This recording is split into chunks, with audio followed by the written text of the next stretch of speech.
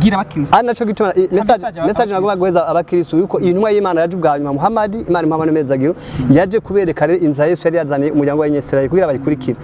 ngo ko Muhammad niwe yaje kwitsa kuba yabaye umwitsa yaje kubandanya igikorwa ca Yesu kugira ngo abashikane ku umuntu atari mu nza ya Muhammad ntazoja mu ijuru iyo ni message bahaye iyo ni message ndabahaye bisubiramo bw'abayumve ntibashobora kuja mu ijuru abantu bose bazobatakora intumwa y'Imana Muhammad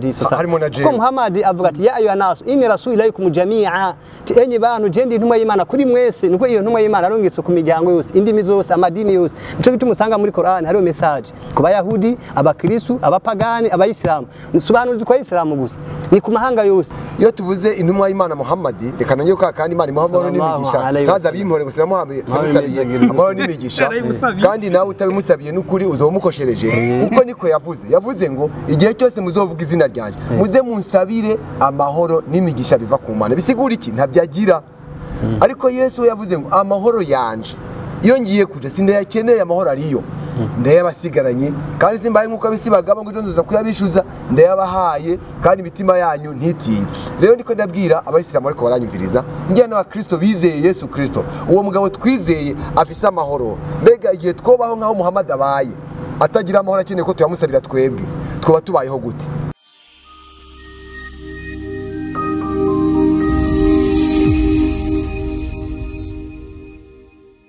Ego bakunzi ba Wavrebe ijwi rwa TV turabaramukije kaze mu kiganiro cyiza cyane ikiganiro twigishanye ijambo ry'Imana cyane rero ko mubona yuko turi kumwe n'abatumire ariko jewe mbanze kwidondora kwanza akazina ni Irankunda Desire akaba ari jewe ndabategurira kino kiganiro twigishanye ijambo ry'Imana ndogiye kubaha ikaze rero makino kiganiro tudatebeje rero turi kumwe n'abatumire beza cyane tugiye kuyaga ku ijambo ry'Imana mabona ugiwe ubona ko aca naboneka ukinamura kuri TV cyubona ko ariwe ntiyarigaragaza je gusa nje mudashaka kumenya uwo ndiwe ngira ngo n'uyu mugenzi wanje ariko umugenzi wacu turi kumwe undi we mwamaze kubona ahari uwariwe rero n'umunsi tuza kuyaga kuki kwa batumi bacu bagomba batuyagire muce make uyu arafise ahasengera uyu nawe nyine arafise ahasengera uyu ndazi ko afise uko yigisha abamunovuga abigishwa biwe canke abo yigisha nyene arafise uko babwira bashobora kwitwara gutunganya ubugingo bwabo cyo kuno bashobora kwitwara mu mibereho y'inosi kugira ngo nyuma y'ubu buzima bazi baronke ubundi buzima budashira cyo nzi cyo ndazi ko bose bahuriza ikintu kimwe ko nyuma y'ubuzima hari ubundi buzima ego nimba rero twese tubihuza kumwe ariko rero sindise yuko ibyo mwigisha ko mwigisha bimwe ko nyuma y'ubuzima ko twese dushaka kujayo cyage araho shaka ati twebwe tuzoja kwa ko twe dukora ibi arabona twebwe tuzoja gukora ibi ariko rero nibaza ko muza kutubwira none tuza kurabira hamwe rero mbega mbeno bwa size kumwe mu bita bakirisu abayisilamu canke abakirisu wewe urafise wewe nibaza ko umukirisu uyu nani umuyisilamu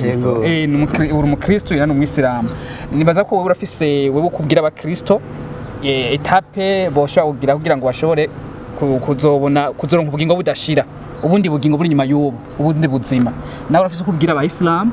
uko bashobora kwitwara kugira ngo bashe kuzoronka ubundi buzima nyuma y'ubu buzima rero nibyo zakurabira hamwe bakunzi bacu bakunzi ikiganiro twigishanye ijambo ry'Imana rero ntatebeje reka tubanze tukwahikaze widondora reka baratwumviriza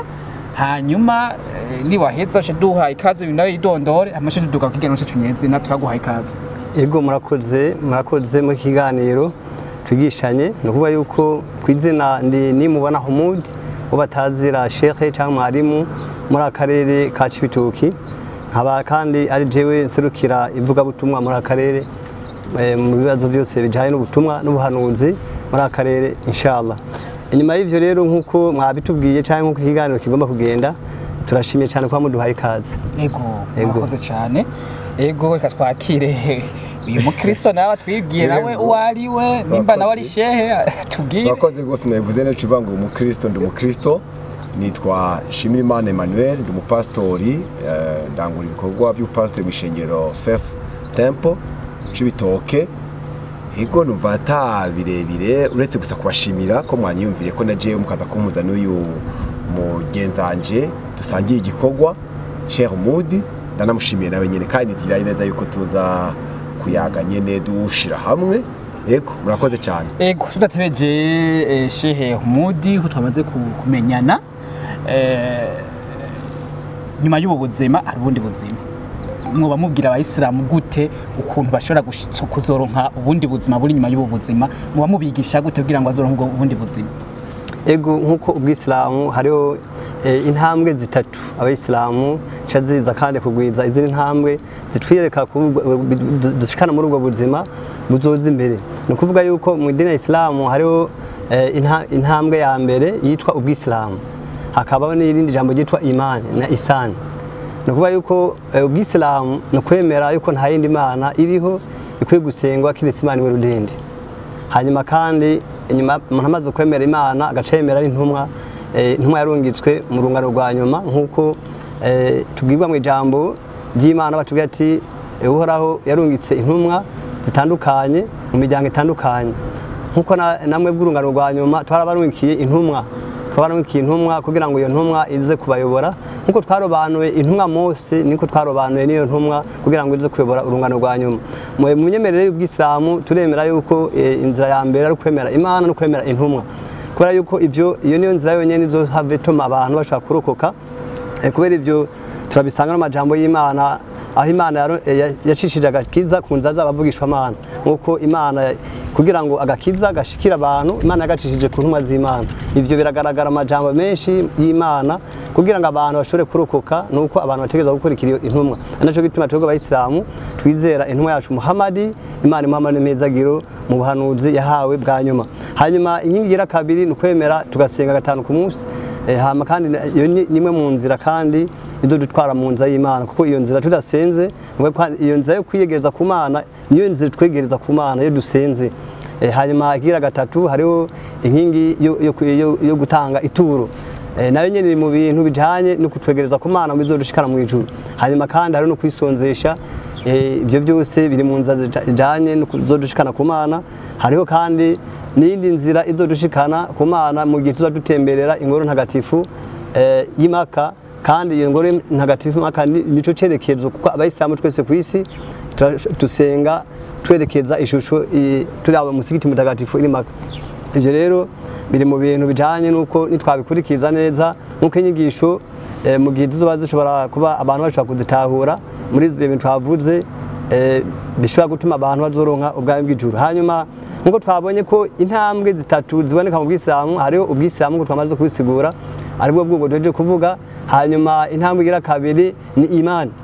Imani ni kuvuga no kwizera. Ukwizera mu dini ya Islamu hariho inzira zitandatu zo kwizera, no kuba inzira ducamo mu buryo butandatu, no kuvuga no kwemera Imana tukayizera kariyo yaremye ijuru n'isi, ariyo mwami aganza akaganzura aganza isi n'ijuru. Ubwo yuko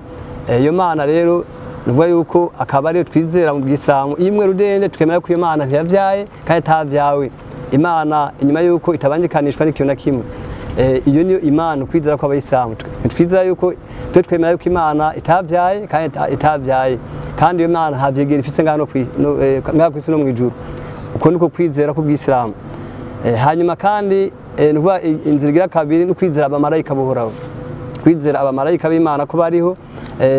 Imana ifise abamarayika, muri abo marayika ni ibiremwa bitaboneka. Ibiremwa rero bitaboneka nubwo yuko ni biremwa Imana ikoresha mu bikorwa dukora. Mu kwizera tuza kwizera ibiremwa bitaboneka, kandi ibyo biremwa twabwiye mu ijambo y'Imana yuko ibyo biremwa ntibicumurira Imana n'umunsi wa rimwe, ntibicumurira Imana. Urumva ibyo biremwa no kuba yuko ni ibiremwa bifise inkomezi kandi biragamburukira uhoraho ku rugero ntangere. Mu bamarayika hariyo bamwe bavuzwe ku mazina, ijambo ry'Imana ryatubwiye amazina yabo mu dini ya Islamu, n'abandi bamarayika tutabwiwe amazina yabo. Nk'akarorero hari abamarayika bane, hari umumarayika yitwa Gaburiyeli. Uyo Gaburiyeli akaba ariwe yazana ubuhanuzi ku ntumwa zose, ari nawe yazanye ubuhanuzi ku ntumwa y'Imana Muhammadi, Imana Muhammadi mezagiro. Nubwo yuko rero inyuma y'ivyo hari n'abandi bamarayika bajejwe gutwara inkuru, hari n'abandi bamarayika bajejwe gukurikirana ibikorwa by'abana b'abantu. Hanyuma gatatu turizera ibitabo by'uhoraho, turizera ibitabo by'uhoraho. Ibitabo by'uhoraho ni ukuvuga ibitabo ngo byaje ngaha ku isi. Turizera igitabo cyitwa Torati aricyo cyahishuriwe intumwa y'Imana Mose, byo gusubira mu byagezo bya Mose. Tukizera kandi na Zaburi akaba ari igitabo cyahawe intumwa y'Imana Dawudi, Imana ibaha imezagiro. Tukiza kandi n'injiri ntagatifu yari yahawe intumwa y'Imana Yesu mwene Mariya, Imana imuha imezagiro. Tukizera kandi na Korani ntagatifu. Iyo Korani akaba ari yaje kwegeranya no gushingira intahe bijya bitabo byari imbere, kandi Korani ikaba yaduhaye n'uburenganzira bwo kuba n'ibyo bitabo twovyubaha kuko ari bitabo byari umuco n'umuyoboro kurunganurwa imbere yacu. Hanyuma kandi tukizera kandi intumwa z'Imana. Kigira kandi turizera intumwa z'Imana. Intumwa z'Imana no kuba yuko zaje ngaha ku isi zaje imbere y'intumwa y'Imana Muhammad sallallahu nkuko Imana ivuga ati twararungitse intumwa kwa kyarunganwe kugira ngo izo ntumwa zize kubwira abantu yuko nta yindi Imana iriho ikwiye gusengwa keretse Imana imwe rudende, kandi izo ntumwa zongeze zibwira abantu yuko zishire kure no guca imihoro ya Satani. Rero mu izo ntumwa zaje ngaha ku isi ni nyinshi cyane, bavuga yuko haba haje nk'intumwa ibihumbi Iraki muri 24. Mu izo ntumwa ari zimwe zashoboye kumenyekana amazina n'izindi zashoboye kumenyekana amazina, ariko Korani ntagatifu yashoboye kuvuga intumwa z'Imana 25 nizo Korani yashoboye kuvuga. Hanyuma izindi nazo ziri mu bindi bitabo nk'ibyo bitabo bya Zaburi na Torati, nuko byaravuze izo ntumwa. Mu kwizera rero intumwa la nufariku bayna ahadi min rusul, twere dushobora kugirene gushobora gutandukanya intumwa z'Imana, ubutandukane bwabo mu kuvuga ngo iyi niyo nkuru canke iyi ni mezuku, iyi ntitwemera canke tukayagiriza ibyaha. Oya, izo ntumwa zose nkuko Imana yaziduhaye ko inkuru turazemera. Mu yindi myemerere kane mu kunyarutsa mu gira kane ni ukuvuga yuko turemera umunsi w'umuhero. Umunsi w'umuhero turawemera yuko inyuma y'ubuzima hariho ubuzima bwa nyuma. Ubuzima bwa nyuma rero no kwemera yuko nyuma y'ubuzima hari ugupfa, tumaze gupfa hari ubuzima bubandanya bwo mu kaburi, hanyuma kandi hari no kuzuka ku munsi w'izuka turabwemera. Bwaje mu nkuru ndende mu nyigisho zitandukanye mu bitabo mu nyigisho zitandukanye, nk'igihe mu bitubaza canke mu gihe mu byo twisiguye nimwatubaza ibimenyetso byerekana ijanye n'umuhero canke bijanye no ku munsi w'umuhero turashobora kugaragaza amajambo y'Imana. Hanyuma kandi turemera n'integuro z'uhoraho. Kigira gatandatu cyo cyanyuma turemera integuro ibyo bitwa kadari. Kadari no kuvuga yuko kwemera yuko ibyiza canke bibi biba bivuye ku Mana. Ibyiza canke bibi bivuye ku Mana, yuko ibyiza bigushikiye bivuye ku Mana, bigushikiye byose ko tubishira mu nteguro z'uhoraho. Uko niko rero twizera, imbere twizera mu ubwo buryo umuntu akazova ngaha ku isi yarize ivyo bintu tubonye, no kuvuga yuko azogera amahirwe kuja mu bwami bw'ijuru. Inyuma y'ivyo rero nkuko tuza kubandanya muri ivyo twaganiriye, nyambari kiza gukenerwa mu gushobora kuzana ivyemeza, inshallah turashobora kubyerekana. Ego turagushimiye cyane. Reka twakire Pasteur Emmanuel, yavuze byinshi, yavuze uko byifashe. Ndazabwira icyo nza kugira ndababaza namwebwe kumwese katwaye tukumvize namwe kugira ngo abayiko batwumviza nabo nyene bashe gutahukirwa. Turagwaha ikaze. Ego murakoze cyane, ndanezerewe n'amajambo umugenzi wanje avuze ngaha anya. Hanyuma reka nshingira ko mvuga ukwizera kwacu, sino dondagura byinshi kuko twebwe dufise inzira imwe ducamo kugira ngo dushike mu bwami bw'Imana kuri bwa buzima bw'inyuma y'ubuzima tubayemo. Icyo twemera cyambere nuko abantu bose bakoze ivyaha nyuma yuko sokuru wacu Aburahamu Adamu na n'umukina mukiwe ari nyokuru wacu bacumuye batwandukije icyaha ku ijambo ry'Imana rivuga. Abamuvuka ko bose rero n'abanyabyaha, nta numwe yashoboye gushikira ubwiza bw'Imana ku ijambo ry'Imana rivuga ngo bose bakoze ivyaha ntibashikira ubwiza bw'Imana. Mu yandi majambo, nimba bose bakoze ivyaha ntibashikira ubwiza bw'Imana, twemera neza yuko ingiro y'icyaha ku ijambo ry'Imana rivuga ari urupfu. Bose rero bari munsi y'urubanza rw'urupfu. Niyo mpamvu bari bakeneye umucunguzi. Umucunguzi ni nderero. Umucunguzi nuwuza yemewe imbere ya nyene igihano, imbere ya nyene amategeko, kugira ngo acungure abo bantu bari munsi y'igihano, abaho umwidegemvyo we yakira igihano cyabo. Uwo ni nderero, ni Yesu Kristo. Yesu niwe yavuze ati ni jewe nzira. Bari bamubajije ati none yababwiye ati yengira nje kwa data, kandi umunsi umwe nzobajana aho ngiye kuba, namwe muze mubeyo. Ni mu byanditswe vyera. Tubwire ntituzi yuja, ntituzi n'inzira uzoja mu twe tuzoca mu yenze. Yababwiye ati burya ni jewe nzira n'ukuri n'ubugingo, nta numwe ashika kwa data ntamujanye. Rero mu majambo make twe twemeza neza yuko hirya y'ubu buzima hariho kubaho nabi, ubuzima bw'ibihe bidashira no kubaho neza ubuzima bw'ibihe bidashira. Rero abantu bose badaciye muri iyo nzira Kristo Yesu yavuze nk'umucunguzi bose bazubaho ubuzima bw'ibihe bidashira ariko bubi. Hanyuma abazoca muri we bose ni mu buzima bw'ibihe bidashira ariko bwiza. Rero numva ntoja muri byinshi, niteze ko muza kutubaza ibibazo bindi bitandukanye. Iyi yari nk'umwidondoro, nituja mu idonido ngira ngo ndaza kubasigurira mu buryo bwagutse. Murakoze cyane. Ego reka tubashimire ukuntu turiko turagenda tuyaga, kandi ndabona ko tuyaga neza duhuza. Reka duhere kwa Shehe hariya. Shehe wavuze ibintu nariho intumwa yarungiswe bwa nyuma kuja impaka, ishikanwa, ubwisilamu, kwizera abamarayika b'Imana, ukizera ibitabo vy'Imana, Taurati, Zaburi, Injili, Korani, turizera intumwa z'Imana, umunsi w'umuhero no kuzuka, kandi mukaba mwemera ko n'ibyiza n'ibibi byose biva ku Mana, sivyo? Ikibazo kiravuga kiti kurya umashike mu ijuru, sivyo? Ego ndabona ibi ni byiza cyane, ibi ni byiza cyane kuba mubikurikiza, ariko rero hari ikintu niko ndibaza, ariko nguma kica nibaza ikibazo mu gihe umuntu yoba akora ibi byo akora akabikora nyine akabishitsa byose, sivyo? Hama ariko akabakora vya bindi bitwa ivyaha, sivyo? Ivyaha byoca bigenda gute? Aha bica bigenda gute? Aha ko ntavyo nabonyemwo biba bimeze gute? Kuko nabonye ibintu bitandatu n'ibyo byose nta bintu bijanye no guharigwa ivyaha birimwo, canke nta bintu bijanye n'ivyaha bigena buje kwiza umuntu nuko yo kwica uwundi canke agasambana, akiba, akanywa inzoga, akanywa itabi. Kuko nsanzwe ko nzi ko ntari inzoga wonywa, nsanzwe ko ntari itabi unywa, sinzi ko cyo bari icaha. Ariko ngambonye mengo mu bintu biranga ubwisilamu ntavyo washizemwo. Eske byo bana byo birimwo canke ntibirimwo? Nimba naho byo babirimwo byo byifashe gute? Sinzi ko tworeba muri Bibiliya gatoya bakadusomera, dusome muri Ezekiel 18:20 tumve. Ezekiel 18 kugira ngo tucungure umwanya. Hamani yaheza atazusoma muri Yesaya 8:18 kugira tutore umuco w'ibyo. Icyo ikibazo mbajije. Mbega Sheikh igitabo kizera? Ico? Ego. Mbo wumvise ko twizera ibitabo, ibitabo byo hambere. Kanshe so 18:20. Ego. Avuga ngo umuntu akora icyaha niwe azopfa. Umwana azozira ibigabitanyo vyase, nase nazozira ibigabitanyo by'umwana wiwe. Ubugororotsi bw'umugororotsi azobaharurwako, ibyaha by'umunyabyaha azobiharurwako. Tusomere kandi muri Yesaya 8 umurongo wa 18. Yesaya 8 umurongo wa 18.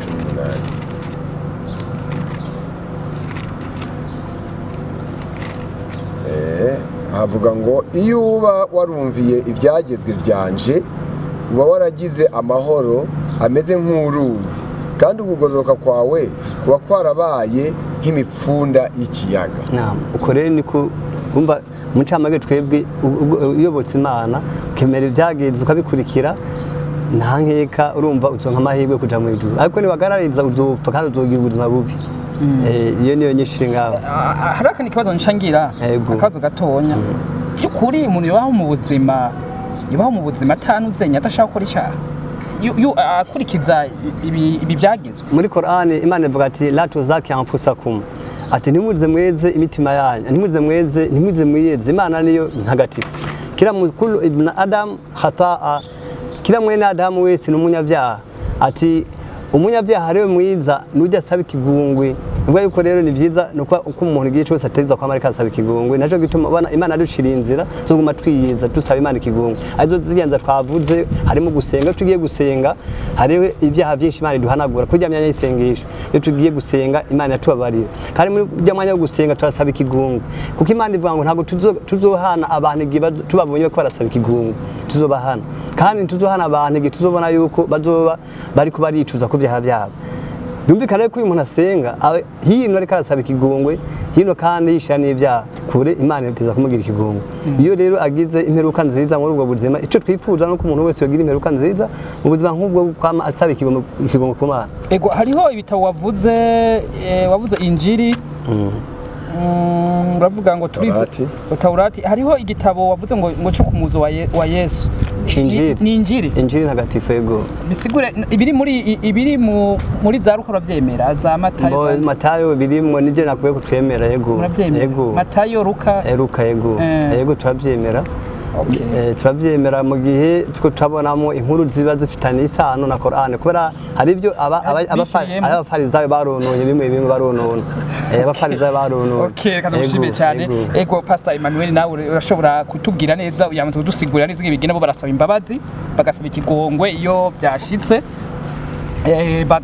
bagacumura kandi imbere yuko musenga murabanza mukasaba Imana ikigongwe kandi ntago Imana ishobora kurimbura abantu bakorasa iki oya bakwasaba ikigongwe Imana ibakoma yego Pastor sinzi ko wewe namwe bigenda gute kugira ngo abantu bashe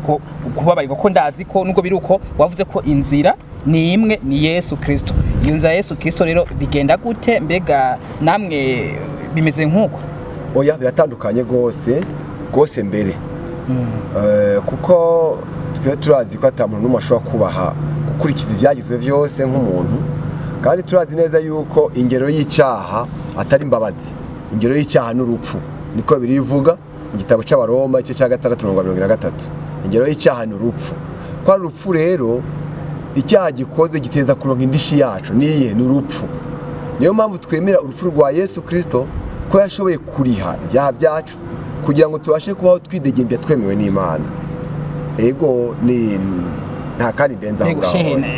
nene namwe ingiro y'icyago ngo bari urupfu cyangwa se muri Zekire twabonye ko ngo umuvyeyi ni yakora icyaha umwana ntazi aho gucyaha cy'umwana cy'umuvyeyi wiwe uwo muvyeyi kuvuga ninde no kuvuga nashatse kwishura ku mwanya yavuze ko Yesu yagize yabacunguye ku byaha byabo nubwo igihe Yesu yoducungura ku byaha bisigaye ko abanyabyaha bose bazobazwa mu gihe abantu bazoba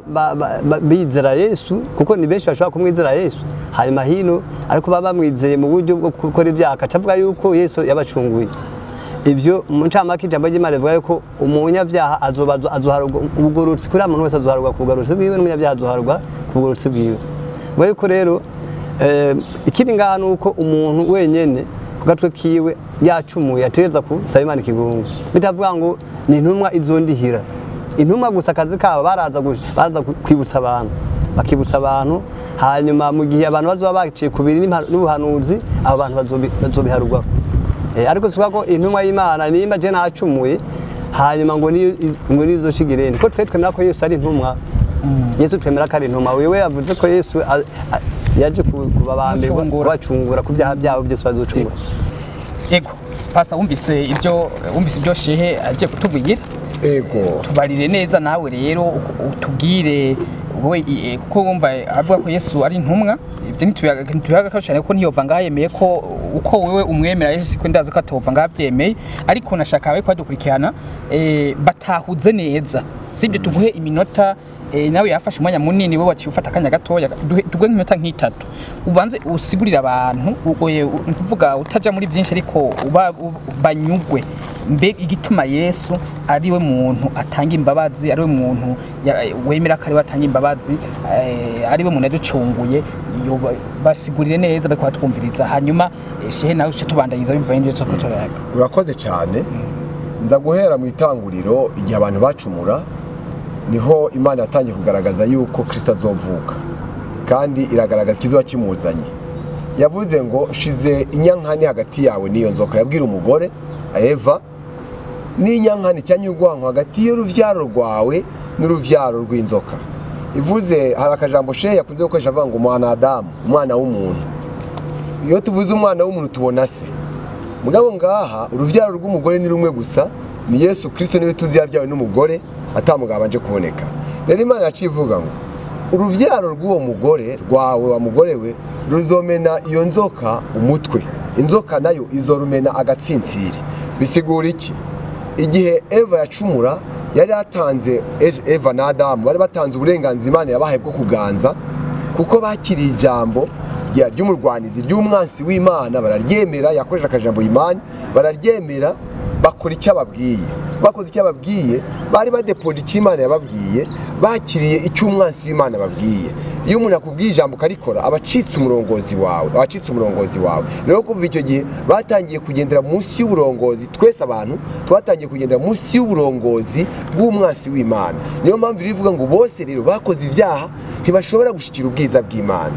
Hari hakenewe ikirego, hari hakenewe umuntu afite ishusho y'umuntu mugabo adafite kamere y'umuntu. Kubera iki? Kuko umuntu yabyawe n'umuntu nyene azana urubuto rw'umuntu rurimo kamere y'umuntu. Kurya umwembe, urubuto rw'umwembe rurimo kamere mbere y'umwembe, umucungwe ufise kamere mbere y'umucungwe, niko n'urubuto rw'umuntu rurafise kamere mbere y'umuntu. Umuntu avutse avuka afise ubumuntu muri we, rwo avuka ari munsi y'ububasha bw'icyaha, munsi y'umwansi, y'ubutware bw'umwansi w'Imana. Rero kuganza kuba ku mutwe, umutwe niwo uganza. Niyo mpamvu Imana yavuze ngo urwo ruvyaro rwawe wa mugore we ruzomena umutwe uruvyaro rw'inzoka. Bisigura iki? Nirwo ruzokuraho ukuganza kw'inzoka cyangwa se kumugwanizi kugukure hejuru y'umwana w'umuntu, umuntu asubire kubaho. Rero Kristo yavuze ngo ni intumwa, ndabishima cyane, ariko kandi si intumwa isanzwe, kuko ni intumwa yaje imaze kuvugwa mu isezerano rya kera. Hari akajambo Abisilamu bakunda kuvuga ngo imburi. Kristo ntiyabuwe n'umuhanuzi wundi, yabuwe n'Imana ubwayo, ko azovuka akamena umutwe w'inzoka, ububasha bw'inzoka, maze umuntu akamugobotora munsi y'ubutware bw'inzoka agasubira kumusubiza mu butware bw'Imana. Yesu rero agiye kuvuka yavuze umumarayika yitwa Gabriel, mu bamwita Jibril,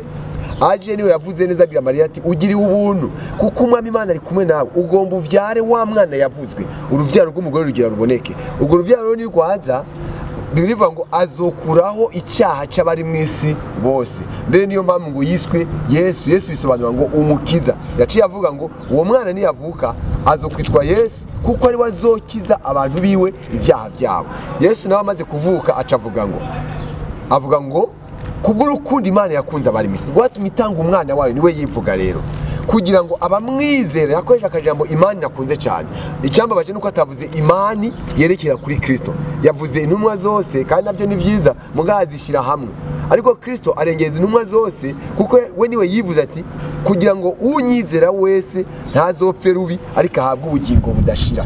Niho rero cyangwa wa murongo navuze bwa mbere ngitangura, agira abasezera avuze ngo munyizere, mu rugo kwa data hari amazu menshi, rero nzogaruka ndabajaneyo. Bacambwira ati none uzotujyaneyo gute? Nitumuzi so, ntituzi yuja. Aca babwira tuviza ni jewe nzira n'ukuri n'ubugingo, nta numwe ashika kwa data ntamujanye. Rero Kristo nimba yivugiye ngo yaraje Imana iramutanga kugira ngo apfe, hanyuma bamwizera ntibaze bapfe rubi, bakire urupfu rubi. Rero twebwe twizera icyo, kuko umwana w'umuntu ari munsi y'ubutware bw'umugwanizi ntashobora gukora icyiza. Mugabo Imana iyo imucunguye ikamuhereza imbabazi zayo, birivuga ko ari imbabazi z'ibihe bidashira. Sheikh yavuze yuko ari imbabazi basaba ariko barasenga, ariko ni ukuvuga ko ucumuye ziba zitakaye. Ariko muri Zaburi, igitabo yizerana nkunda naje cyane, ivuga ngo mushimire Uhoraho kuko ari mwiza, kuko imbabazi ziwe zamaho ibihe bidashira. Bisigura ngo uwuzakiriye abazironse ibihe bidashira. Nicyo Yesu yaciye avuga ngo umuntu anyizeye abakize gupfa rubi, aronse ubugingo budashira. Mu yandi majambo, yaronse imbabazi z'Imana z'ibihe bidashira, uburonse ubugingo bw'ibihe bidashira, kandi ubwo bugingo buzobana turi ngaha mu isi, kuko ari ubw'ibihe bidashira, ni nabwo tuzobamwo mu bwami bwo mu ijuru, ku bwami bwo mu ijuru ntibuzohanguka. Nibaza ko noba siguye neza ukwizera kwacu. Wavuze uti ndushobora guhuza, nanjye nabivuze kare, biragoye ko je nizera ko Kristo yancunguye ari wazotuma nja mu ijuru. Hari akajambo avuze ngo ubugingo bukora icyaha nibwo buzopfa. Nivyo, ubugingo bwose bukora icyaha buzopfa, ariko ku bana b'abantu Kristo rero ntitumugeranya n'umuntu n'umwe, kuko we si imbuto y'umuntu, si imbuto y'umuntu, ni imbuto y'Imana ubwayo, kuko yaje muri Mariya, nta se ntagira se, yaje muri Mariya, nkuko Imana yarabivuze mu itanguriro ngo uruvyaro rw'umugore. Uwo rero niwe twizera, kandi ndashima Imana, barashima Sheikh ko yavuze yuko icyo Yesu yavuze cyose bakemera, kuko ari we hawe igitabo cyitwa Injili. Ko yavuze rero ngo unyizera wese ntazopfa rubi, uwo niwe nizera n'igikorwa ciwe. Kurakoze, ngira ndakwica. Sheikh, wo tubwira yasiguye byinshi ndibaza wabitahuye, ariko ku ruhande rwanyu narifise arakazo gato n'ifise ibibazo byanje nateguye inaza kubirangiza. Tucubakiye aho nyene tucubakiye ko sasa guciye mu ijambo. Nukuvuga nashaka gufasha gatonya uno munsi abantu ntibaramenya agaciro k'Imana n'intumwa zayo urumva ukungera Imana yakoze mu buryo bw'intumwa cyangwa yakoresheje intumwa z'Imana kugira ngo abantu bashikira agakiza kazobashikana kugira imperuka nziza urumva mu ijambo ry'Imana ririzima rivuga yuko soma igitabo c'ingoma wa kabiri kugira tufashe gatonya igitabo c'ingoma wa kabiri 36:15 murongo wa 15 twumve havuga ngo Uhoraho Imana yabasekuruza akabatuma ko intumwa ziwe akamazindurwa uko bukeye no kubatuma kuko yatewe akagongwe n'abantu biwe hamwe n'aho hantu yaba somere kandi muri ntuze muri Yeremiya 25 umurongo wa 4 twumve umurongo wa 4 kandi Uhoraho yabatumye ko abasavyi biwe bose yavugisha yama azindurwa no kubatuma namwe ntimwumve canye ngo mutege amatwi ngo mwumvirize nubwo rero muri izo ntumwa Imana yagumirungika ku miryango itandukanye na Yerusalemu igitwa ndakubwira uko usomye aho muri ntuze muri Yohana 7 umurongo wa 14 soma wumve Yerusalemu abantu nabo bari batumiko yatumwe ku miryango y'Isirayeli Yohana mu gitabo c'injiri twabwiye ko twizera muri Yohana 7 umurongo wa 14 usoma ijambo ry'umutwe ya misi inyigisho za Yesu aho ziva inyigisho za Yesu aho ziva ya misi mikuru igeze hagati Yesu aduga mu rusengero arigisha abayuda baratangara bati mbega ubu yakuye ubwenge hehe atigishijwe maze Yesu arabishura ati izi nyigisho zanje si zanje bwite nizo wantumye nihaba hari ugomba gukora ivyo akunda azomenya izi nyigisho zanje ko ziva ku Mana canye ko ndabivuga ndavyigeneye bandanya uvuga ibyo yigeneye aba yironderera icubahiro ariko urondera icubahiro c'uwamutumye niwe ukuri kandi ntabwo bwabitanya kuva muri we nubwo Yesu avuga yuko umuntu arondera icubahiro c'uwamutumye urumva Yesu ntarondera ibyubahiro arondera icubahiro ujya wese arondera icubahiro c'uwatumye Yesu niwe ari mukuri kandi ntabwo bwabitanye kuri muri we bisigura yuko jewe nimba ndiko ndaharanira kiya cubahiro tujya yatumye abavugishwa Imana nkaba Yesu ndamwizera ntizana izindi ntumwa zizarongeze ku miryango nkuko nabivuze ko nizera intumwa z'Imana niwe yuko ntabwo bwabitanya kuba kuri jewe ntabwo ushaka kunkurikirana kubijyanye n'uko bwabitanye muri jewe ko Yesu avuga ngo ubizera wantumye niwe ukuri kandi ntabwo bwabitanya kuri muri we kandi Yesu akavuga yuko nuko wewe ni intumwa urumva Yesu yabivuze ko ari intumwa ata izigisho zanje si zanje nizuwa wantumye urumva rero nico gituma rero Yesu ari mu miryango yatumye ku banyisirayeli ntiyari yatumwe ku isi yose nzima Yesu ni umwe mu ntumwa yatumwe ku ihanga ry'abanyisirayeli ibyo turabisanga muri Matayo murongo wa 10 akarongo 15 soma wumve tutageza tugabanya sawa nabanza dusomere kwanza Yesu yari yatumwe ku isi yose nzima yatumwe ku miryango Matayo 10:5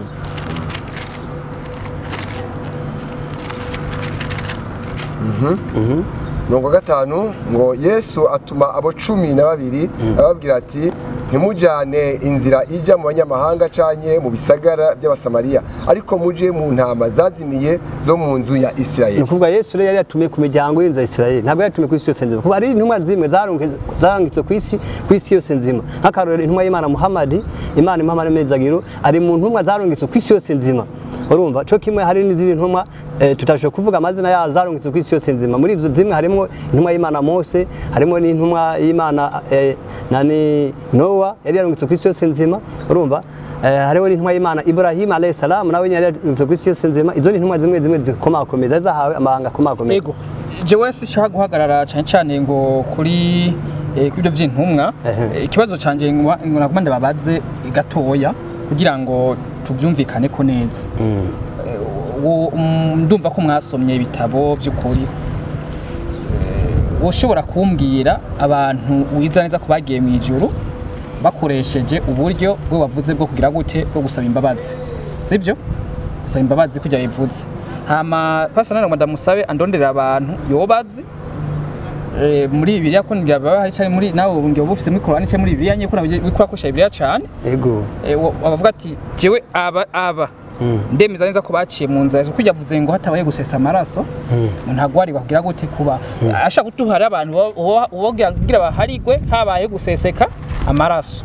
ama nawe uciturondera abantu babwira baharigwe hoba habayeho kujya bavuza ati twebwe iyo twakoze icaha turagira gute turatakama tugasaba iki imbabazi sibyo kuko bisigaye kumwe imbabazi muzisaba direct ku Mana niyo tutumbera yonyene ama uyu nawe imbabazi mu kuzisana abicisha mu nzira ya Yesu Kristo sibyo yabisiguye nagoma rero mu ndabire rero mu duhe kaduhere kwa pastor atubwira abantu yoba azi bakijwe nayo maraso cyangwa baba bakijwe niyo nzira ya Yesu Kristo ikavuga sibyo amaraso yarasesetse kugira ngo haboneke guharikwa ndiko ndirinda gusoma amajambo menshi ko dusumanya muto shehe yankoresheje cyane nawe soma nta kibazo ntaco wankoresheje cyane kuko Imana yavuga ntakuciye mu givuga Imana yavuga ati warabonye ba bantu baganira ibintu by'Imana badafise igitabo imbere yabo nanje nasoma ni byukuri ni byukuri nizibaza yuko nubwo bavuga ati muri bire haravuga ngo nibaza ko twe turakurikirana turamenya ati ahantu harabaho cyo ntihabaho ego turashobora kumenya tuti harabaho cyo ntihabaho reka rero nimba kugira ngo icunguze umwanya mashaka gukoresha ati bakoze numva ntari busome imirongo myinshi ariko reka si umurongo umwe cyanyenze kuwusishiza n'ubundi umurongo mu gitabo cy'abaheburayo ice ca 9 umurongo wa 22 havuga ngo nkuko ibyagezwe biri ibintu n'inka byose byozwa n'amaraso kandi hatavuye amaraso ntihabaho guharirwa ibyaha shehe yavuze neza yuko umuntu afise ibyaha atazoja mu ijuru kandi ko birimeze niko ivuga nayo hano tubonye ngo atamaraso asesetse ntihabaho guharirwa ibyaha rero mubaje muti none hari umuntu womenya yagiye mu ijuru kubera guseseka amaraso ni igice cya 27 cya Matayo umurongo wa 54 gusa washaka na 1 na 2 na 3 aho avuga ngo ibitangaza vyabaye Yesu acikanye 52 bavuga ngo imva z'abera zarugurutse imivyimba myinshi y'abera bari basinziriye irazurwa bava mu mva amaze kuzuka bashika mu gisagara cera babonekera benshi akarongo numva gahagije abantu bose bapfuye imbere uko Kristo aza babandi bose wavuze imbere ba Nowa ba Abrahamu n'abandi benshi biriva ko bose bari barindiriye rwa ruvyaro rw'umugore kugira ngo abacungure biriremeza neza yuko yacunguye abari bapfuye bamwizeye mu gice cy'abaheburayo igice cya 11 acungura n'abariho muri icyo gihe acungura n'abazoza mu nyuma aribo batwebwe ubwo nibwo bushobozi bwa Yesu Kristo rero abari barapfuye tubonye yuko ngo amaze gucikana imva zabo zaciye zuguruka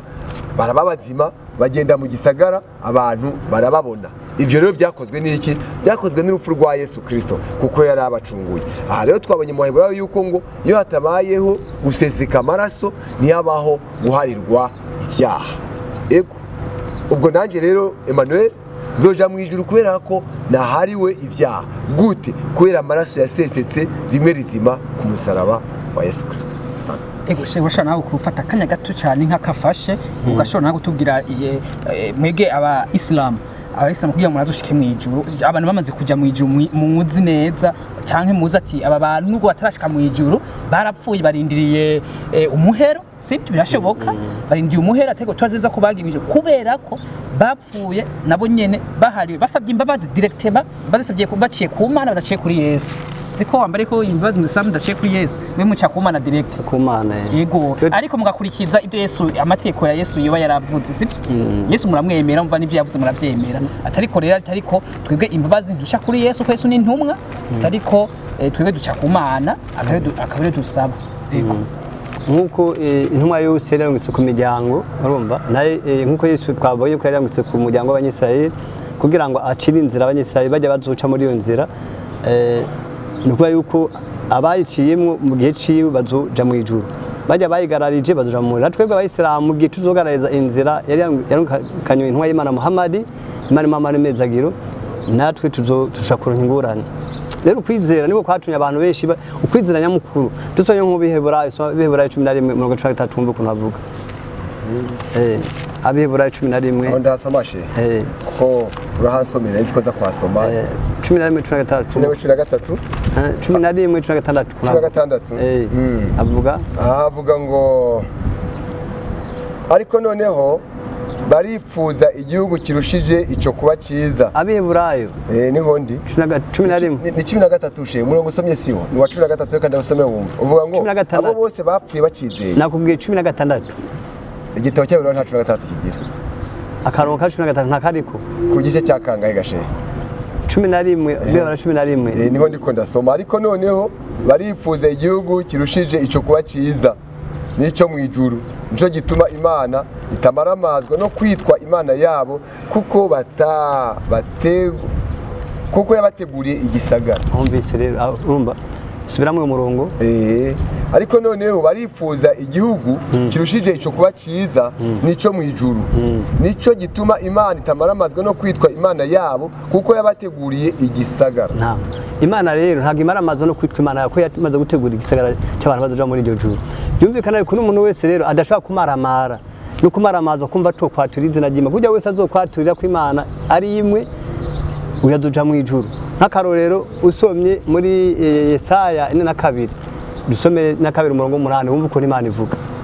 na 2 tugabanye imirongo myinshi ko tushafise byinshi tushobora kuyaga ko ni byiza asome 4:8 twumva uko ntavuga kuko Imana twumvise yuko yateguriye ikibanza cyangwa isagara ku bantu batamaramazwa no kuvuga Imana. Niyo itamaramazwa no kwitwa Imana. Kandi burya rero n'abantu nabo nyene batamaramazwa no kumva ko batukwemera Imana urumva nabo nyene bazoba muri ubwo bwa bw'ijuru. 4:8 jewe ndi uhoraho iryo zina ryanje icubahiro canje sinzojya uwundi nishime ryanje sinzoriha abigirwamana n'ibibazano vyiwe. Wabyumvise nubwo yuko iryo niryo zina ryanje ndi uhoraho kuko izina ryanje ico tuba sinzogiha uwundi bisigura yuko uwuzokuba iyo Mana azotabwa bw'ijuru.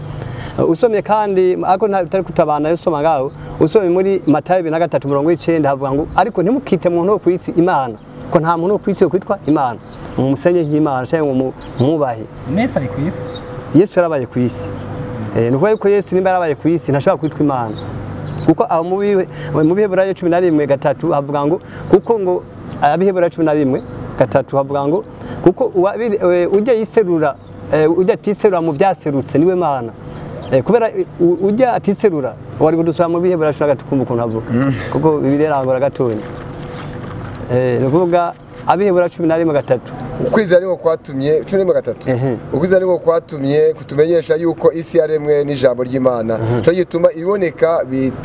bitaremwe mu biseruka. Nukuvuga iboneka ntibyaremwe mu biseruka bisigura yuko kiya cyose giseruka nico kwitwa Imana ariko ujya biremye n'idatiserura mu byaremwe ariko yiserura mu byaremwe uyo niwe Mana abantu kwe kwiza niba abantu babizera uko abantu bazoronka ubwami bw'Imana. Ariko gatoshe reka turabereye Moise ibonye barakora ibyaha kandi nakubwiye yuko basaba Imana ikigongo icyaha ni banga ry'umuntu wowe wacumuye niwe menya ati je nacumuye uko gasaba Imana ikigongo. Nta inkurikizi rero iyo umaze gusaba ikigongo bizera ko Imana kubabara umba gusaba ikigongo ku byaha no kuba yuko ukoze icyaha usaba Imana Imana ikakugira ikigongo. Urumva hari inzira zine zo gusaba ikigongo. Hari ibyaha biri kubiri bwoko hari icyaha kiri hagati y'Imana n'umuntu wiwe urumva hakaba n'ibyaha biba hagati y'umuntu n'uwundi. Nubwo yuko icyaha kiri hagati y'umuntu n'Imana ntago ushobora kugenda guca ku muntu ngo ngira ikigongo ugende kwa Shengo urumva ngo nacumuye Imana ngo maze ntasenga umba nzoze gusenga ahubwo nimba ubona ati jewe maze ntasenga ni ufata igingo je ntangwe gusenga nimba umaze uvuga Imana yambuje gukora iki cyaha ukaba wakirenze ko nuvuga ati Imana mbabarira nakoze kiro cyawe ukacihana ukakireka. Hari icyaha rero kiboneka hagati y'umuntu n'uwundi nk'akari ufite ideni ry'umuntu cyangwa ufise ikibazo n'umuntu icyo kibazo ntigishobora gutatuka mpaka kwanza ugishikire wa muntu umushikire umusabe ikigongo. Aho niho icyaha cyawe kiba giharirwa ku Mana. Hanyuma gatatu ni ukuba yuko ariho ukwicuza umutima wawe wicujije ukavuga ati je sinzosubira. Hanyuma kane ntusubire kandi muri bya byaha aho niko muca wiza ubona tutazosubira kandi muri bya byaha wari kora wasaba ikigongwe ico giboneka kuba baba bari imbere y'Imana. Ariko Imana aricira inzira yo gusaba ikigongwe bakiri muzima ni byiza gusaba Imana ikigongwe. Ego niko kandi tugezemwo ubu rero tugeze mu kanya kugira ngo namwebwe ndabaho umwanya kugira ngo mushire kubazanya. Ego utubazo tumwe ndaziba ushaka ufise icyo ubaza shehe nashara afise icyo yokubaza reka ndabaha akanya kugira ngo mushobore nicyo nagomba ndagusaba urakoze. Akarusho yavuze ni nkora mutima gose nashaka aduhibanga yakoresheje ko ndazi ko narakuze bamaze kugira imishatsi birishe bugi wakuze kandi umwigisha w'abandi bisigura ko hari akantu kakane uvuze ko gusaba kwicuza mu mutima kandi ntusubire rero nagomba duha ibanga wakoresheje byatumye wicuza ngo nca numva ko atacyana kimwe gifise kuko nimba waricujije waciye ugihagarika duha iryo banga n'abariko baradukurikirana kumbonesha kure no mu matwi tumenye iryo banga wakoresheje rituma uyu munsi utagicumura kuko wicujije uri n'umwigisha w'abantu icyo kibazo numva gishaka natweshe twoca Dezi nawe nibaza ko woca twonamukurikira mbere tumenye ko umuntu ashobora kuba hadacumura kubera kwicuza kwiwe urakoze she erega hagati y'icyaha n'intuze ni hagati nakubwiye namakosa kwacurira abantu ibyaha oya ako nakumvise she niko ndabaza sinabaza ibyaha wakoze ndiko ndasaba ibanga wakoresheje kugira ngo ntusubire gucumura kuko ndiko ndakumva nk'umwigisha w'abantu ndumva ko utasubiye gucumura ndagomba rero duha iryo banga kutasubira gucumura kutagicumura uri duhe natwe turikoresha ibanga no gushobozwa ni Imana gushoboza no kuvuga mu gihe ushobozwe gusaba Imana ikigongwe naho nyene umutima kuba bati jewe ndasaba Imana ikigongwe ibanga rihari no kubanza kwanza kwa wemera Imana hanyuma mu nyuma kwa wemera Imana mu nyuma ukabona ko uri kwisi kandi icafuye muco kwisi icafuye hama ukagirirwa amahirwe ukaba ushobora kubona ico caha nuko ukimenya kubera yuko maze kukimenya maze kukimenya kuko ari ikintu kwanza kubanza kumenya ikini caha ukabati ikini caha ugacuma ati ari caha rero ukamenya ko nashobora no kucirega cyangwa ukakisaba ku Mana ariko urumva ushobora gusaba ikigongwe ku caha utanacemereye ubanza kwanza kumenya mbega ibyaha nibi hanyuma mu gihe biba bishitse ukavuga ati jewe ndabyirinze hama kandi benavyo ndabisabiye ikigongwe kuko namenye kari ibyaha aha rero shehe nshaka undomere ko nyene imbere y'abari ko badukurikira mu cyo kiganiro kubonesha kure imbere y'uwo yadutumiye unyemerere ko wewe ndiko ndakumva ndiko atacyaho kigira byo bari nagaruko bimeze umuntu giye akiri mu mwuka akiri mu buzima ibyaha ntushobora kubirokoka kumbere ya ntambuko ya gatatu bavuze izo batariyo kuba bavuze ko kwicuza hari umuntu agacaye heba ntasubire izo batari ijya ntambuko kigira gatatu umviriza ibyaha ku isi ushobora kubicamo ushobora kubigwamo utabizi urumva ariko ico gihari ngaho nuko umuntu agoma igihe cyose karasaba Imana murinde gucumura murinde kugira kugwa mu byaha ko mvuze ngo ngere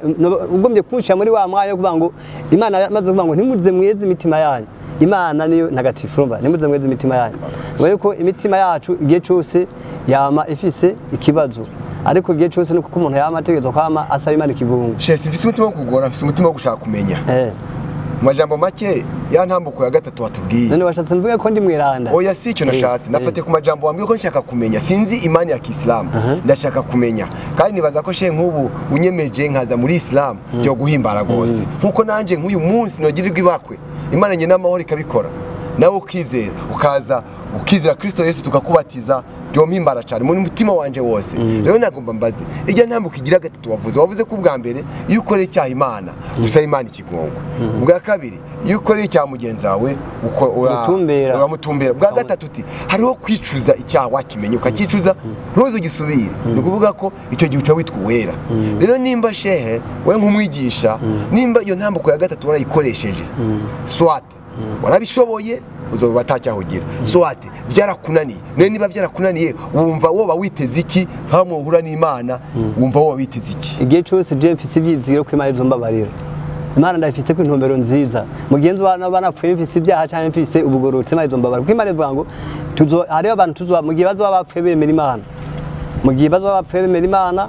hanyuma akaba baragende munsi yo kugerageza tuzobabarira ibyaha byabo Imana ivuga tuzobabarira Imana izobabarira izokuba itarufise ibyaha nabagerageje Imana ivuga ngo tuzobabarira Imana ikoresha imvugo yo kubabarira nabajya bazoba baremeye bagakurikiza ikwa vyiza bakagerageza tuzobabarira nuko kubabarira rero nuko Imana ishobora kukubarira uba baratsitaye ku Imana ikagera ishobora kubabarira urakoze okay ngomba mbaza kandi kabazo gusa wewe niba uri kubaza ati mbega iyi nzira y'icyaha uba warayihanyemo nkavuga ati iki byari bimeze nkundira wakira ikibazo nkuko nakikubajije kuko umbari uko nokubaza noca nanjye nguhana inyisho rero ako kabazo mpaye ndakumvise rwose akanyisho mpaye kandi umvise yuko ntikantomokeye ntibyotuma nizera ukwizera kwawe kuko numva uri nk'abandi bacumura none wewe wizeye gute muri gato mbanze meze numva uri nk'abandi uri nka jewe acumura sivyo wari wambwiye ko bishoboka icyaha ukagiheba kubera ko wicujije rero numva hari ingorane ikomeye je cyo nizeye nta kivuze ni umucunguzi wanje kuko Yesu yavuze yuko Imana yamuhinduye icyaha ku bwacu kugira ngo nciguruka kuba gato akabazo ka kabiri nca ndangiza nawe ucumbaza cyari tubaze n'uyu unya wavuze uti Yesu ni intumwa si Imana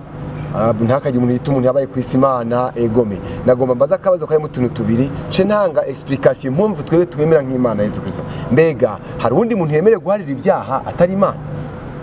guharira ibyaha ntabundi avyemera atari Imana ntabundi yemerewe icya kabiri mbega Yesu Kristo yoba yaravuze amajambo yo kurogota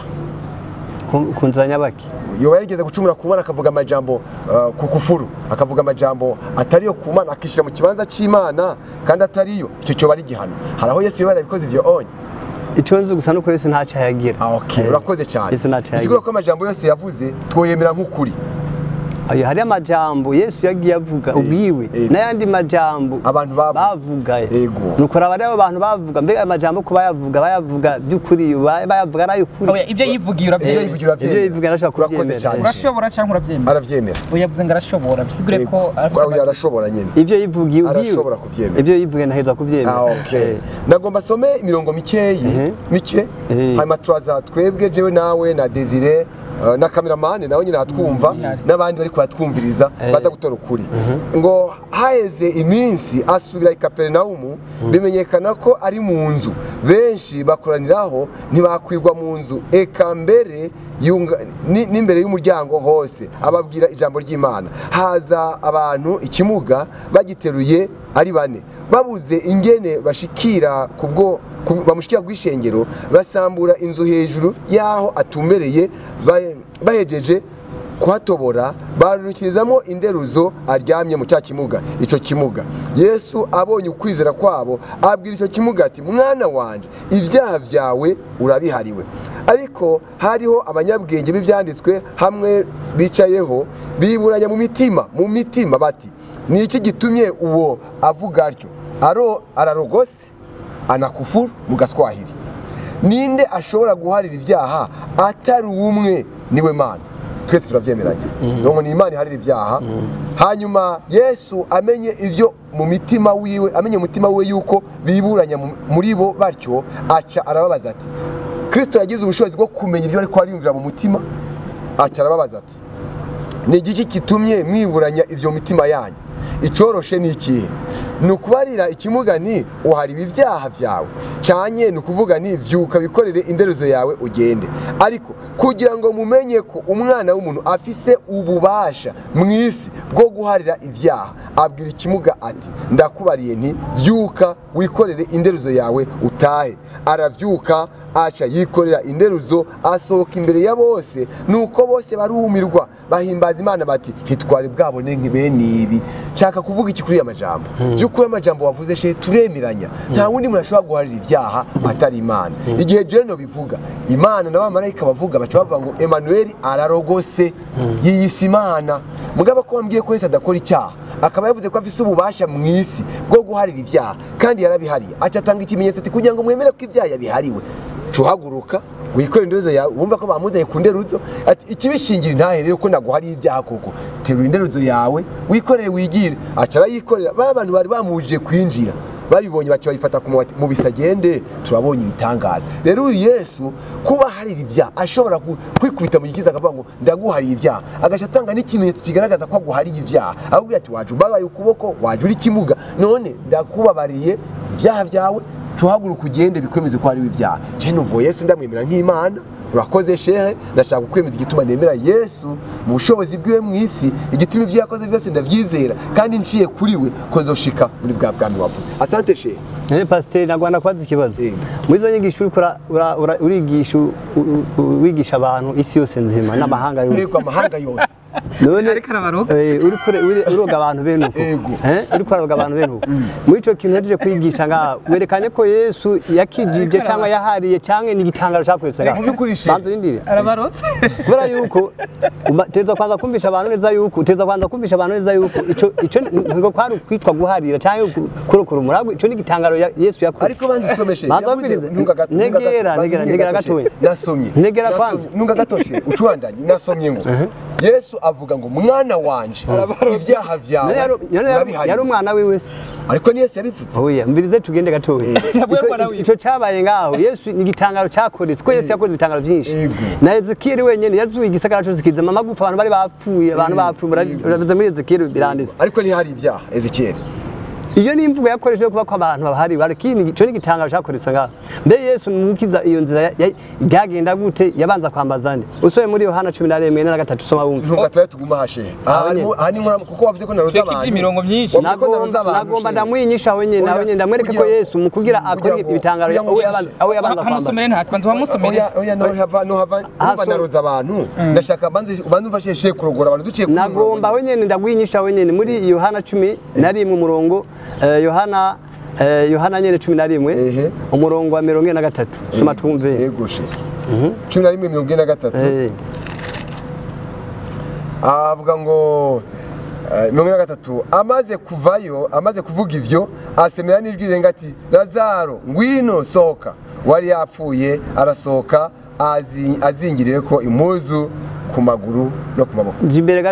gatonya jewe narinzi nasanzwe nzi ko unyumva ubudasiba ariko soma ku murongo wa 4 ugenda murongo wa 4 aho nyene nawe kuri ntuze 11 umurongo wa 40 hera kuri 40 Yesu amubwira ati sinakubwiye ko niwizera ubona ubwiza bw'Imana nuko bakura ko ikibuye buno Yesu ararangamiza ati data ndagushimira ko wanyumvirije jewe nari nsanzwe nzi yuko unyumviriza udasiba ariko ndabivugishijwe n'ishengero rihagaze ngaha kugira ngo bizere ko ari wewe wantumye amaze kuvuga ivyo ni wabwo iyo niyo nyinshi nagomba kwekere neza yuko ico gitangaro yakoze imbere ya Lazaro nukuba yuko Yesu yageze ahantu hari imva hari umushiki wiwe wapfuye yitwa Marita arabwa ko yaramujanye kugira ngo hakoreke amwere kubapfuye hanyuma aramubwira ati rega aramaze kumara amaze imisine kandi yaramaze no kubura hama Yesu amubwira ati sinakubwiye ni wizera kuza kubona ubwiza bw'Imana Yesu acarangamiza mu ijuru ati asaba Imana ati Mana nansanze kunyumviriza ubudasiba ariko ndabikoresho n'ishengero ikorane ngaha kugira ngo bizere kandi wagizene wantumye nibwo yuko ico gitanga cyakoretse ngaha acavuga ati Lazaro sohoka sohoka mbapfuye Lazaro acasohoka ico gitanga cyakoretse ngaha Yesu yabanje gusaba Imana mu ijuru ariko gatoya she hari inkuru nimba ari Maria Magdalena nimba yinde y'umugore yari mu maraya Maria Magdalena hanyuma rero abafarisayo bipfuza gusangira na Yesu ku meza hanyuma rero bamutumiye Yesu niho yari yicaye amaze kuba ari ngabo bakora fungura umunezero hanyuma Maria Magdalena araza aje atangura kurira sivyo arize hanyuma atangura guhanaguza Yesu imishatsi yiwe sivyo hanyuma umufarisayo umwe imba atari umuherezi arivuga mu mitima aravuga nti iyo aba by'ukuri avuga Yesu iyo aba by'ukuri uyu muntu yari umwana w'Imana yari kumenya uyu muntu amukoze ko ari we ngo yari kumenya ko ari umunyabyaha sivyo Yesu acatanga arabimenya ko wa munzu yabivuze ndaza ko gusa nabigiye yatanze aramuga ati yitwa Simoni aramuga ati ndazi uyu muntu Simoni aca mukira umugani w'abantu bari bafitaniye ideni hanyuma ngo bafata ingingo yuko bose baheberanira hanyuma aca amubaza Simoni ati none muri abo bantu ndazoshimira uwundi Simoni yamwishuye ati nibaza ko yahebewe menshi aramubwira tuvuze ukuri aramubwira ukuntu yamwakiriye byose sinyo ndabidondagura cyane hanyuma Yesu acarahaguruka ava hasi afata wa mugore Maria Magdalena yicaye aramunamura aramuhagarika uko aramubwira nti ibyaha byawe urabihari genda sibyo aho ho nibaza ko atagitangaza cyari kibayeho Yesu yarakoze girenze ko atarakuza gusangira no mufarisayo nakandi karuru kirekana yuko Yesu yabariye umuntu eske yo bari ivyo yamubabariye bigenze yari yamucumuye ubwa mbere Simoni yavuze yuko umuntu ari umunyabyaha kuba rero Yesu yemeye yuko amukora imaza ko Simoni bayivuganye ati byose na Yesu bari ndaya cyanye bari umunyabyaha cyane ntibyazi ahike yavuze ati uyu mugabo nanze ko bari umuntu yerekwa abona umuntu ibimurimo cyane ati ko yanamurese akanamuhanagura ibyo usana nyene usana nyari ndaya n'umugabo ko byo akaciyibaza ibyo binzenye aba niho Yesu yamubwira nti hanamuze dayeri niho Yesu yamubwira ati ndazi uyu muntu Simoni yamubwiye uko nyene ndamuzi munyabyaha byinshi niko ravyuba ndamuzi niho acaci uwo mugani mu nyuma cyaguruka umva bisigure ko na Yesu yarasongoze ko ari umunyabyaha kuko yamubwira ati ndazi uyu muntu kubera ko na Simoni yamuze ko yavuze nti ati uyu muntu umunyabyaha ati iyaba uyu muntu by'ukuri yari umuvugishwa n'Imana yari kumenya umuntu amukoze ko wari Yesu ati ndazi uyu muntu agaca arahaguruka acamubwira ati genda amahoro ibyaha byawe urabihariwe eske naho nyine ntago umva ko bari hindi sana mugabo gadezi none mashatse kwerekana yuko Yesu yoharira guharira uya nakoze narimbagije kugira ngo dushore kuhana hana n'unze ariko mu nkundire ujya murongo tuze kugaruka kuko she yahagaze ko cyane ari umurongo nishuye muri iyo ntuze twe aho turi nukumenya ko Yesu hari ibintu byakoreka imbere yiwe nk'ibitangaro nkakiya cyakoze byari gitangaro nakiya werekanye nabagije ikirere kindi ico rero iki cyo bari gitangaro ico si gitangaro ariko cyo gwanguka kamahariye mbe nukwibaza uyu muntu ko yarazanye yari yakoze icyayi kintu Yesu yari yihenze rero oya nagaru kwihena kwanza kurema mbega icari cyayi yari yakoze cyamenye kandi icyayi kintu uko gadezi yari yakoze icyayi mu nkundire umurongo nasomye ntugende uko nababara kuko she yambwiye ko narozi isi yose ukaba nkako ndashaka dusubireyo hajya hano habaye ibintu bitatu icyambere Yesu yabwiye umuntu ngo uhariwe ibyaha byawe ako kantu kandi keshe abantu bari bazi ubwenge bari bazi ibyanditse bavuga ati aha wa mugabo ararogose yishize mu kibanza cy'Imana ahariye ibyaha babyibwira mu mitima Yesu acasoma imitima yabo bisana bijyanye n'uvuze asomye imitima yabo aravuga ati mwabagabo byo muri ko mwibwira nibiki rega mwihenze none hano hari ibintu bibiri mvuze ijambo rimwe mvuze ko hari ibyaha ntimubyemeye mugo hari ikindi ngira nkore icyo rero wavuze icya kabiri cy'igitangaro mugo ibijyanye no guharira ibyaha ntiyabivuze yaciye avuga bavuze bati ninde muntu ashobora guharira ibyaha atari Imana na Yesu arabizi ko ari Imana hari ibyaha aca avuga ati okay ko muvuze gutyo reka ndabemeze ko marira ibyaha reka nce nkora n'igitangaro mwanya majambo Yesu yashingiye intahe icyo yakoze cyo guharira ibyaha kuko Imana ubwayo nimba Yesu yaravuze ko hari ibyaha atari bagomba kubiharira Imana yari kwemera ko akora igitangaro kuko bavuze ko abikora hamagaye data rero data amaze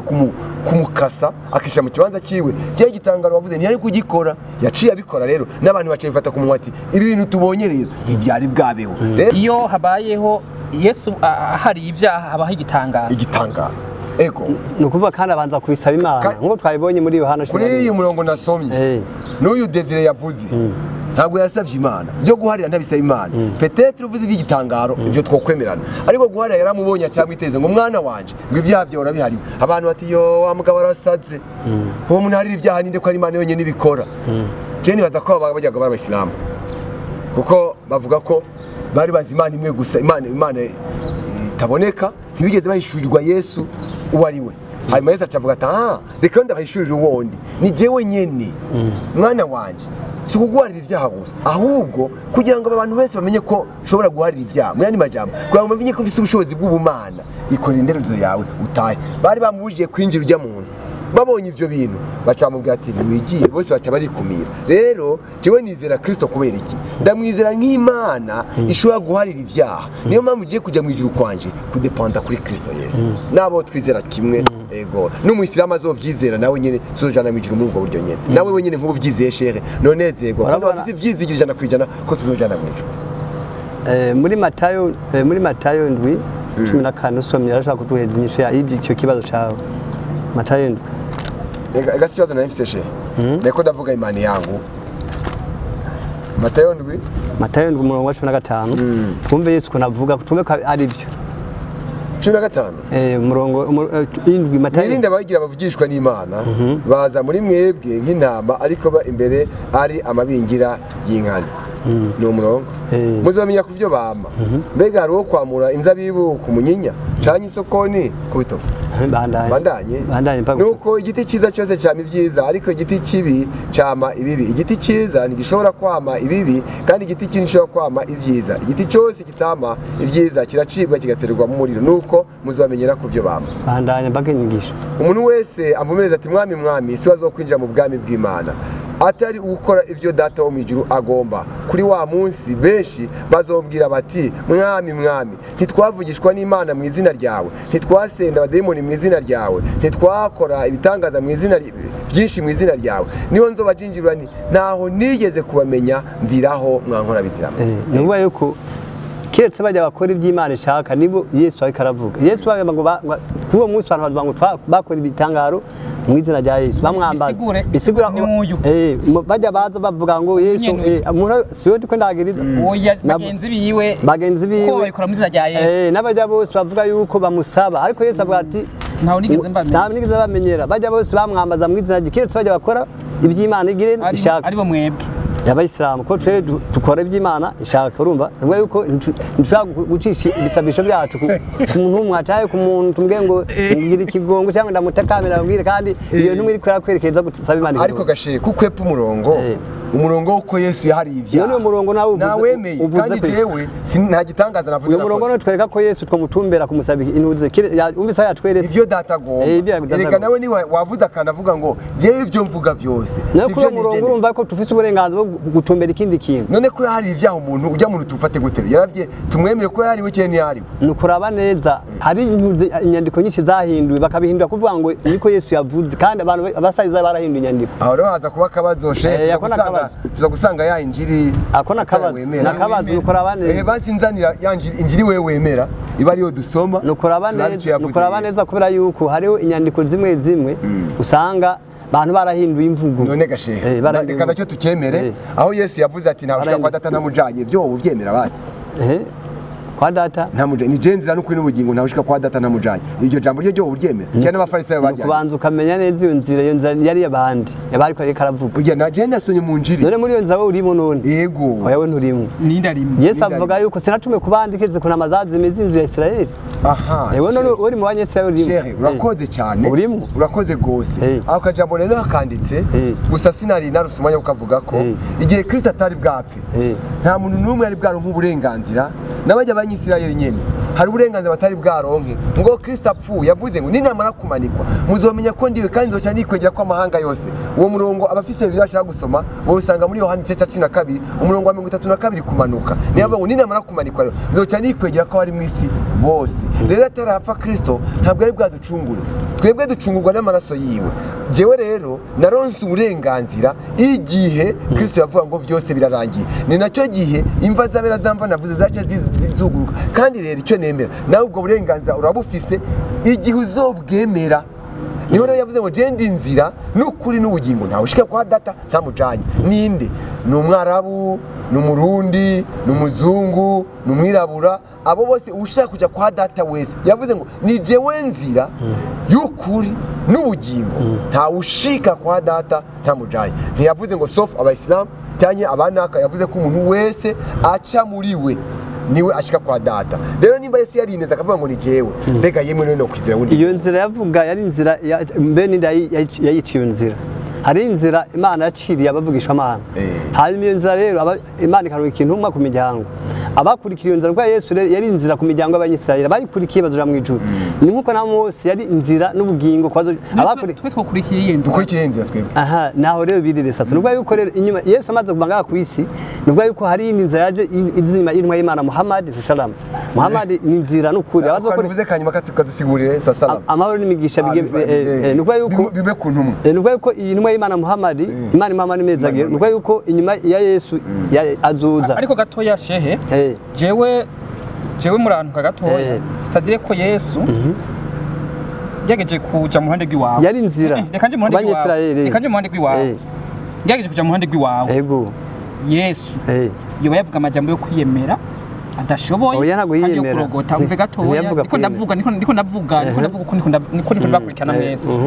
yageje kumva kuri nje mu ruhande rw'iwawe Yesu yoba yavuga amajambo yo kwitapa yiyemera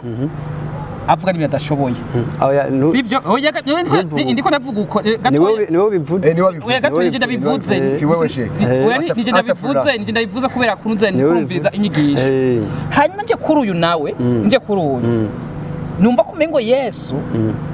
niwe yamuhaye ukuri kose gushoboka ariko Muhammad uri kuravuga sivyo kuri uyu ariko kuri uyu yumva umengo hago umuntu ntanamuzi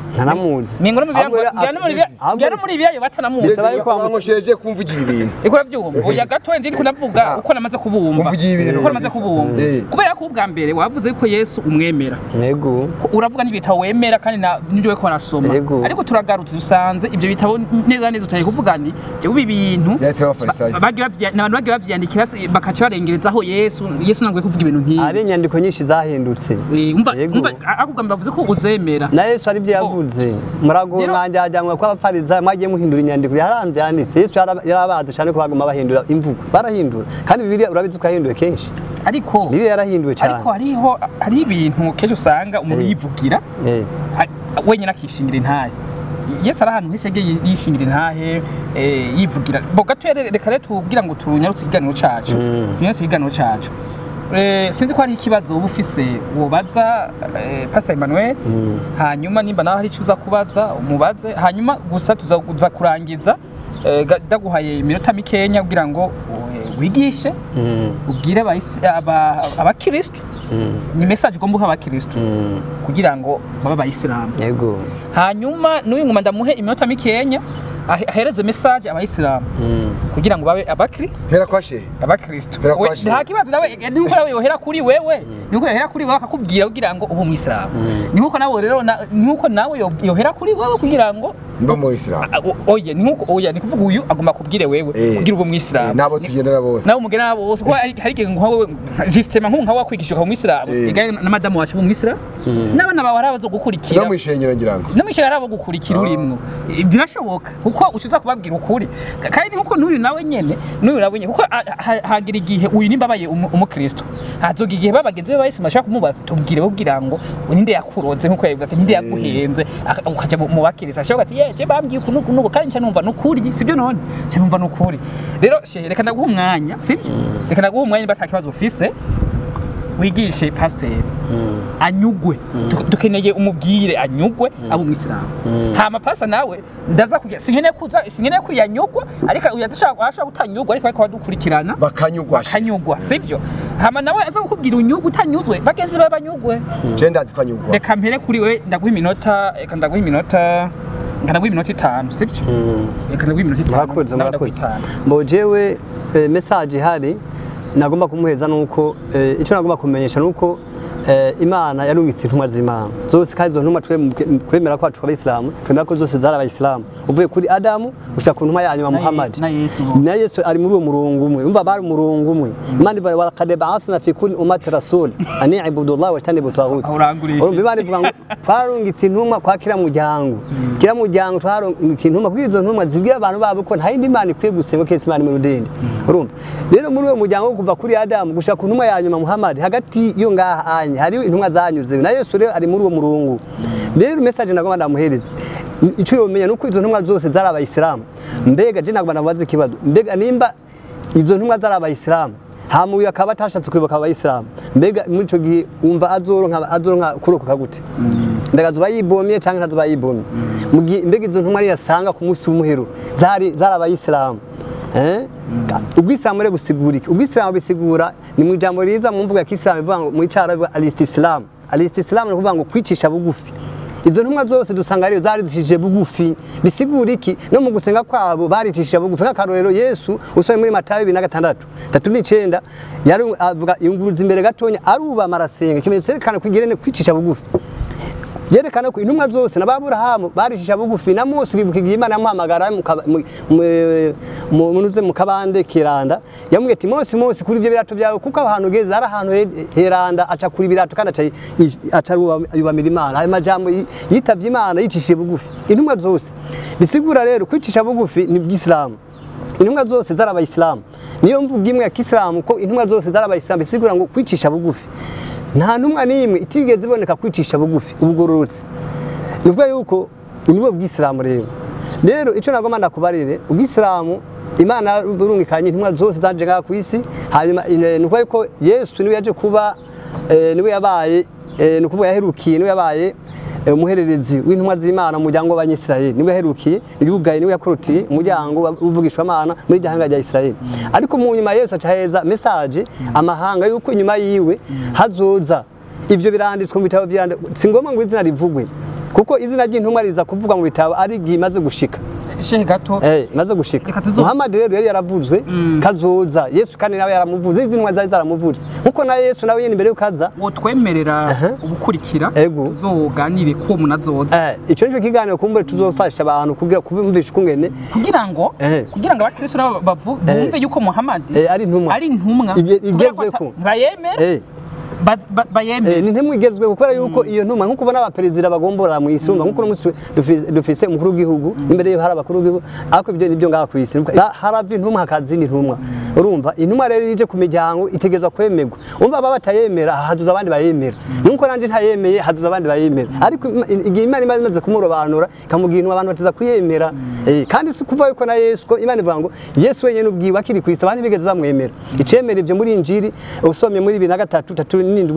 Yesu avuga ngo nimumve yemwe Bisirayeli inzu yanyu ya Isirayeli mutanyu ari nk'umusaka kuva ubu nimugusaba kumbona byasigura umusaka nuko Isirayeli ntigeze mumenya Imana ivuga muri Korani yuko Yesu ubwiwe wenyene abantu bigeze bamwemera urumva ntibigeze bamwemera none wumva gute mbega nk'akarorero none harabatamwemera none wewe wibaza yuko nk'akarorero je ndi umuyisilamu urumva nk'akarorero je ntunyemera se cyangwa ntanyemera maze gupfa utaremera ivyo wanje ugaruka kwemera ivyo wanje narapfuta utazukuje mbaye mu bintu by'ukwemera bisigura yuko rero Yesu hari abantu bagarutse mu nyuma baza kwitira ibintu vyiwe baza kubyitirira batabizi vyiwe bamwe baca mu nza zo kuzimira urasiranye umunota umwe gira abakristo naco gituma message nagomba guheza abakristo yuko intumwa y'Imana yaje ubwanyuma Muhammad mezagiro yaje kubereka rero inza Yesu yari yazanye umuryango w'Abanyisirayeli kugira bayikurikire ngo ko Muhammad niwe yaje kwitsana kuba yabaye umwitsa yaje kubandanya igikorwa ca Yesu kugira ngo abashikane ku umuntu atari mu nza ya Muhammad ntazoja mu ijuru iyo niyo message bahaye iyo niyo message ndabahaye bisubiramo bwa bayumve ntibashobora kuja mu ijuru abantu bose bazobatakora intumwa y'Imana Muhammad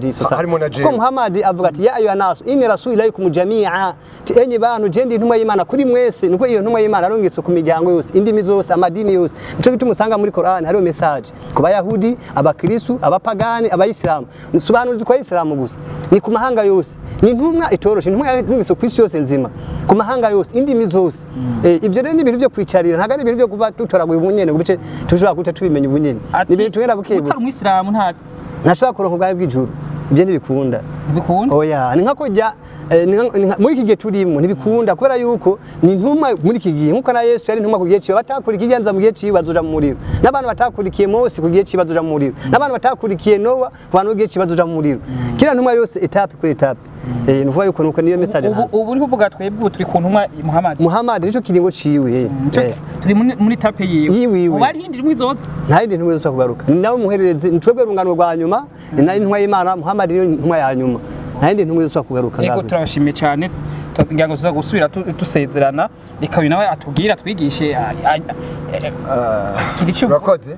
shehe arakoze nawe nyene kwa tubwiye kwizera kwiwe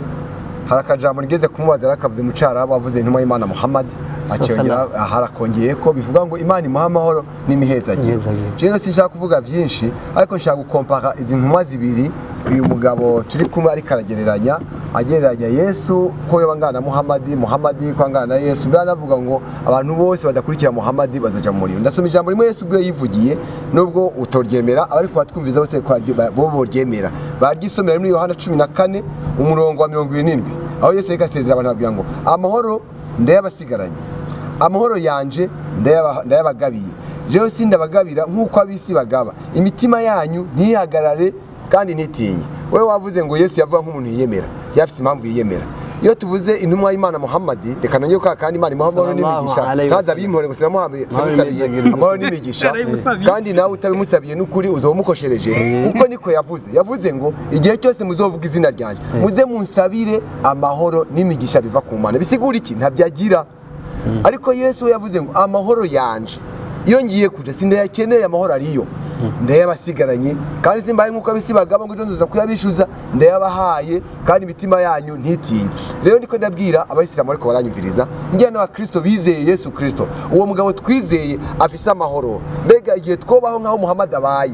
atagira amahoro akeneye ko tuyamusabira twebwe twoba tubayeho gute inyuma y'ubu buzima hamwe twojeho Muhammad ari mbega twoba tubayeho gute twoba tugowe kuko n'ahantu hatagira amahoro hatagira imigisha niyo mpamvu yabwiye abantu ati zamuransabira amahoro igihe cyose ubuze izina ryanje unsabira amahoro n'imigisha kuko aho ngiye ntayo njanye kandi sinzi ko nzobana nayo mugabo Yesu yavuze ngo je ndagiye kwa data ngiye no kubategurira amazu amahoro ntayo nkeneye iyo ndi araganje ayo nari mfise mwisi ndayabagabiye ndayabahaye nimuyasigarane ntimutinye ntimuhagarike imitima bakristo munyumvirize bayisilamu munyumvirize Yesu yabaye ku isi yavuze ngo ninapfa ninamanikwa amahanga yose nzoyikwegerako she yavuze ngo atume ku bayisilamu gusa kuba Israeli gusa oya yavuze ngo hariho n'izindi ntama zitari muri kino cyanya no kuvuga ikihe cy'aba Israeli ninapfa rero izo ntama nzozizana zose zibe mu ruhongore rumwe ivyo biri mu gitabo cya Yohana igice cy'icumi 20 nzozizana rero shehe ukibanza cyawe mu mutima wa Kristo no mu cyanya ciwe kiracyahari cyuko kugabira amahoro nawe ukire kuja aho hantu hatagira amahoro aho Muhammad wizera Imana Muhammad n'umugisha rero nibagiye aho Muhammad Muhammad n'umugisha uwo wizera ari hatagira amahoro hatagira imigisha nawe wenyene ugira Imana uveyo uja aho hantu hari uwo mugabo agaba amahoro akavuga ngo ndayabasigaranye ntimutinye rero ndashimiye we wantumiye wanatumiye shehe twari dukumburanye aho kandi ndashimira ariko ratwumviriza bazashobora no gusirangura cyane amajambo twaganiriye kugira ngo bamenye ukuri kuko hirya y'ubuzima ho ico nemera ndakekeranya hariho urupfu rw'ibihe bidashira hakabaho n'ubugingo bw'ibihe bidashira ubwo bugingo bw'ibihe bidashira buhabwa na Yesu Kristo nkuko shehe yabivuze umuntu wese atizera uwo Yesu Kristo ari mu kibanza kitagira amahoro ni kuvuga mu gihe cy'urupfu rwa kabiri ariho nifuza ko abantu bose baba ariko barajayo aho basaba amahoro n'umugisha bohindukira bakaza ku mwami atanga amahoro ni Yesu Kristo Imana ibahezagire shehe Yesu Kristo aguhezagire kandi akwakire ikibanza cyawe kiracyahari urakoze cyane mpezagire Imana impezagire ego urumva rero twaye ko turayaga ku bintu bivuga ni nyuma y'ubu buzima hari ubundi buzima mbega inzira y'abayisilamu itoshikabana mu ijuru shehe yemeje ati niyo yonyene nawe umva bavuze nti nta yindi nzira ni Yesu Kristo sibyo ariko niziga yuko abagira kurikana kino kiganiro ntidukeneye guca urubanza mvuge nti ngo shehe wewe nguri mukuri cyangwa uri mukuri ariko abakristo bakunda kuvuga ngo nibo bakunda kuvuga ngo mpwemu y'Imana ngo niwabigisha niko abakristo bakunda kuvuga ngo mpwemu y'Imana uramwemera ho mpaka mumenye wariwe twe tafise kuntu tumwizera ako ne muramwizera mpwemu uwo mpwemu no kubaduka mumenye wariwe uko benshi bamwizera oya nk'umu nkakarorero dufite nk'unkajewe urashaka kumbwira nk'ubutumwa bwa Islam sibyo ama nkabipinga ariko ejo gacubo ndakwegera ati shehe bwa bundi narimbuye sanga ibyo wambwiye n'ukuri muri icyo gihe ucuvuga ko ari ndi yanyigishije ni wewe canke bigena gute ijambo ry'Imana rivuga ngo mpwemu yera mu bwigwa ni marayika Gabriel mpwemu yera ni marayika Gabriel niwe mpwemu yera kuko abamarayika bariwe mu mpwemu z'uhoraho hama mu murongozi bw'Imana nabwo mu bamarayika ari umurongozi umwe niwe mpwemu yera w'abamarayika marayika Gabriel turamwemera turamwizera nabikubwiye ko ndamwizera niwaza kugira ngo atanga kanovera k'ibyo wabwiye ni nawe yazanye ubuhanuzi ku ntwa y'Imana hamangira bwakira uriyo ngende ibya Muhammad ndiko ndagenda muri mpwemu kadufate kuba Kristo dufate ko mpwemu yera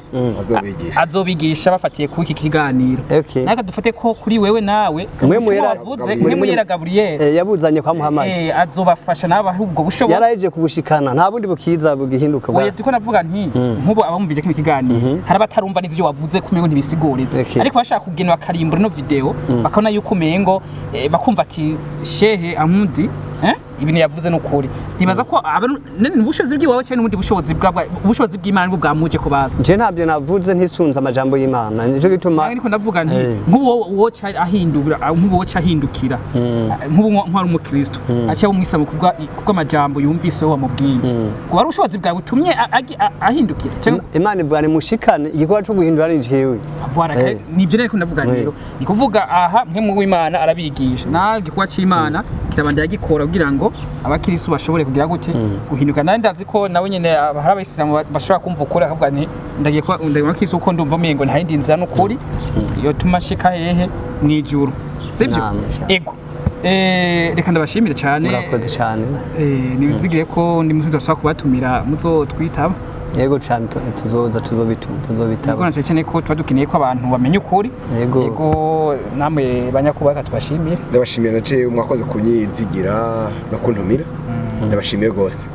ubutangira ngo nawe uzotwitaba twashobora kugira naho aba ku mugoroba ucumpamagara sinzi ko shaza kuba yiteguye nshatse kuvuga ko umwanya wose muzonyenera ndi disponible ego bakunzi ba Wavrebe TV Wavrebe ijwi rwaruka radio ijwi rwaruka hose nibaza ko ibingana ko gicako reka dushimire Sheikh Humudi katumushimire dushimire na Pasteur Emmanuel wo mwishengero 5th Church nawe ni mubona nibaza ko aribonekeza nyene siko ndavugiye iyo yajava muri Islam n'ibigiri rya Islam ego hama najewe naye nyawe kino kiganiro meshe makuru wa radio na televiziyo y'ugwaruka reka tubashimire cyane twege dushimire na cameraman wacu Edimo nimbona yariko aradufasha kugira ngo ano masanamu n'amajwi bishobore kubashikira atankomanze bashimire tubakingurukire nibaza ko tuzosubira uta bye murakoze